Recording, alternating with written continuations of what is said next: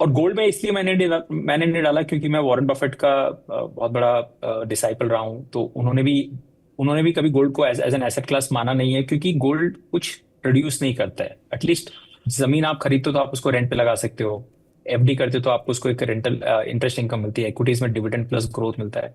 Gold is just आपके और मेरे बीच में, you as a human being भी डिसाइड की प्राइस क्या होगी, डिमांड एंड सप्लाई। तो एंड आई रियलाइज कि equities in the long term creates the highest amount of wealth, because यहाँ कोई लिमिट नहीं है। मतलब आज से 5 साल पहले Apple was the first trillion dollar company, और आज 10-15 कंपनीज वर्ल्ड में हो गई है। And tomorrow what stops Apple from 1 trillion to become 50 trillion dollar? Hmm. तो उसकी कोई ऊंचाई की लिमिट नहीं है, because it's all human ingenuity. But बाकी रियल एस्टेट में भी लिमिट है, गोल्ड में, सब में लिमिट है। तो इसीलिए I want to play a game where my downside is limited but my upside is unlimited. तभी आप ओके। बहुत सारा पैसा बना सकते हो। ठीक है, तो वो चीजें जो आपके पोर्टफोलियो को ड्रैग कर सकती है उससे गजेंद्र ने दूरी रखी है और बहुत श्योर है, खाली लेकिन एक एक एक केवियाट इसमें है। गोल्ड में मेरा थोड़ा व्यू अब चेंज हो गया है। So now I believe in something called asset allocation. Hmm. Asset allocation का मतलब क्या है मेरे लिए, प्रियंका जी?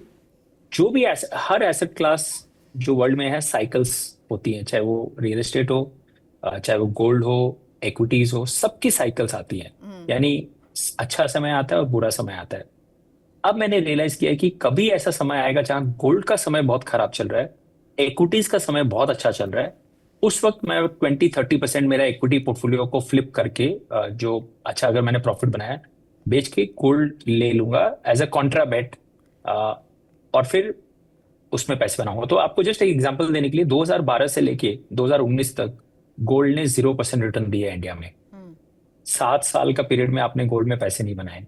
और पिछले 2019 से लेके 26 तक गोल्ड ने 20% के ऊपर का रिटर्न दिया है। और तो सब वो खरीद रहे साइकिल है। हैं, और तब और सबको अब गोल्ड चाहिए, सब समझ रहे हैं गोल्ड ईटीएफ समझ रहे हैं। ईटीएफ में हम देख रहे हैं जबरदस्त फ्लो, हम देख रहे हैं मतलब सब सॉवरेन गोल्ड बॉन्ड के बंद होने की इतनी वो मायूसी मना रहे हैं, जब तक था तब तक किसी ने निवेश नहीं किया था।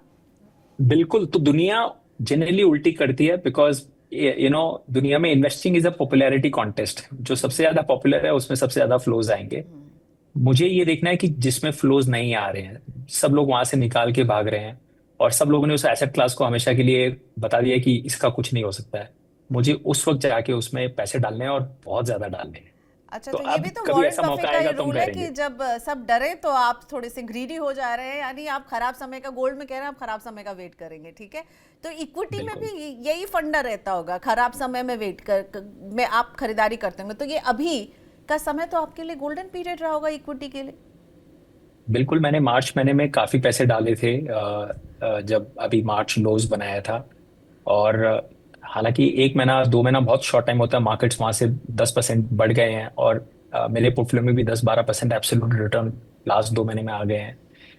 तो जब कोई भी नहीं खरीदना चाहती है तब मैं डालता हूँ। और within equities I am willing to go anywhere, Priyanka ji. मैं लार्ज कैप हो या mid cap, small cap, India India से बाहर, हालांकि अभी इंडिया से बाहर इन्वेस्टमेंट करने का बहुत कम ऑप्शन है, क्योंकि आरबीआई का वो कैपिटल बैन है वहां पे। बट मैंने चाइना में जैसे 2021, 22, 23 में काफी पैसा डाला था। आज मेरे पोर्टफोलियो का 10% चाइना है। और प्रियंका जी, मैं उस वक्त डाल रहा था जब कोई भी व्यक्ति चाइना को टच करने को तैयार नहीं था। मैं इंडिया में सारे फंड मैनेजर्स से पूछता था, इतना सस्ता है आप क्यों नहीं डाल रहे हो? तो वो उस वक्त कहते थे हमें समझ में नहीं आ रहा है। एफआईआईज वगैरह कोई नहीं डाल रहे थे। मैंने बहुत सस्ते भाव पे लिया, और आज उस पोर्टफोलियो पे लगभग 25%, 22 से 25% का सीएजीआर मेरा 4 सालों में बना है। अ, तो चाहे वो वर्ल्ड मार्केट हो, ब्राजील हो, इमर्जिंग मार्केट्स हो, मैंने यूएस में एक भी पैसा नहीं डाला, बिकॉज लास्ट 5 साल से मुझे बहुत यूएस एक्सपेंसिव लग रहा था। यहाँ पे हालांकि मैं गलत भी हुआ, यूएस फिर भी बढ़ता चला गया। आज भी यूएस बहुत अच्छा कर रहा है, बट मुझे बहुत डर लग रहा है। मुझे लगता है 15 साल का यूएस का स्ट्रॉन्ग बुल रन रहा है। कब रुकेगा, कहाँ रुकेगा पता नहीं है, बट मेरा 1 रुपया भी आज के डेट में यूएस में नहीं है।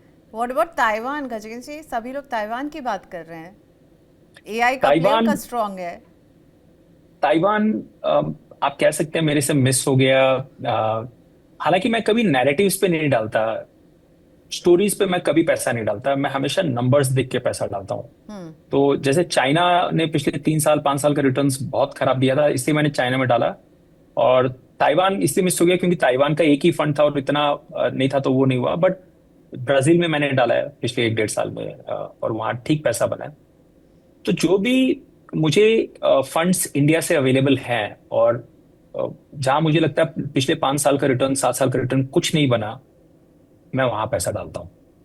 ठीक है, तो खराब समय में आप अपने एलोकेशन को बढ़ाते हैं, और जब अच्छा समय होता है तब क्या करते हैं? जब मार्केट अच्छे चल रहे हैं, सब जगह से अच्छी अच्छी खबर, बुल फेज हम देखते हैं, तब आप क्या करते हैं? तो मार्केट्स पेंडुलम की तरह चलते हैं, आपको भी पता है। जनरली मैं 2 बार ही एक्शन लेता हूँ, या तो एक्सट्रीम लेफ्ट में है वो पेंडुलम, या फिर एक्सट्रीम राइट में है। तो एक्सट्रीम राइट वाले मौके अभी तक बहुत कम आए हैं। खाली एक जगह पे मैंने देखा था जहां पीएसयू फंड, जैसे 2020 में मैंने पीएसयू फंड में एसआईपी चालू की थी। एक्सट्रीम लेफ्ट था, पिछले 10 साल का रिटर्न बहुत खराब था। तो मैंने 2020 में चालू की, 21 22 23 तक कुछ भी रिटर्न नहीं था पीएसयू फंड में। 24 में आपने देखा कि एकदम जमकर उसमें रैली आई। तो मेरा जो मैंने कुछ लगभग 37 लाख रुपीज उसमें डाल दिए थे, और उसका वैल्यू ऑलमोस्ट 1 करोड़ हो गया था। और मेरा जो 4 साल का सीजीआर था एसआईपी का, वो 56% था।